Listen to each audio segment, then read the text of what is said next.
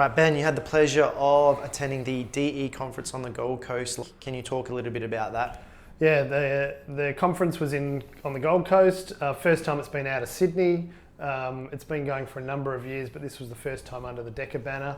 It was a fantastic conference, probably the best I've been to, led by Amy Rose and her team. Did a fantastic job. It was really good to see the industry get out of their comfort zone, i.e. away from Sydney, away from the distractions of normal life, and actually be open and relaxed and engage in some really good quality conversation. And what were some of the key takeaways from the conference? Probably the number one for me was insurance, that there was a couple of global insurance underwriters there that were actively seeking to better understand digital asset risks and price around those. They're being very proactive. They want to work with the industry long term, and this is really refreshing to see that the industry and insurers are starting to work together. And was there anything on Australian licensed custodians at all? Yeah, there was. This has been a talking point for probably the last 18 months or so since the Treasury discussion paper came out. Australian digital asset sector has typically relied on foreign custodians, and particularly the two spot ETFs have really relied on foreign custodians. We're now starting to see licensed custodians come through. Had some great conversations with those parties that are positioning themselves on that front, and it's really exciting to see Australian businesses stand up, take on these responsibilities to support the industry here in Australia. It seems that Australia is punching above its weight globally. Do you agree with that?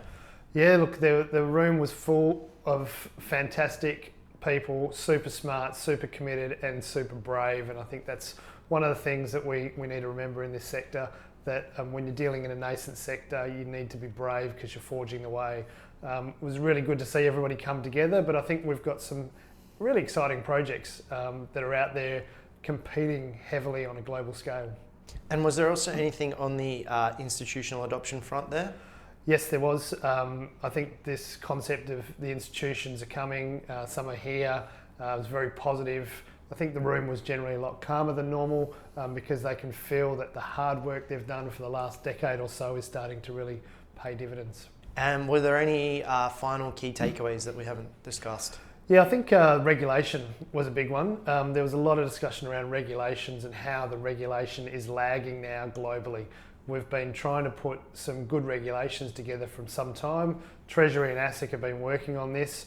ASIC had some representatives there, which was fantastic to see.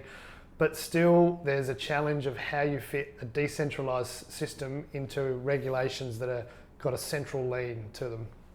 And this needs to be fixed quickly. We're starting to lose talent overseas, we're starting to lose opportunity, and we're starting to put investors at risk by dealing in other jurisdictions. So I think the regulators really need to get cracking on this, and we need a resolution to it very quickly.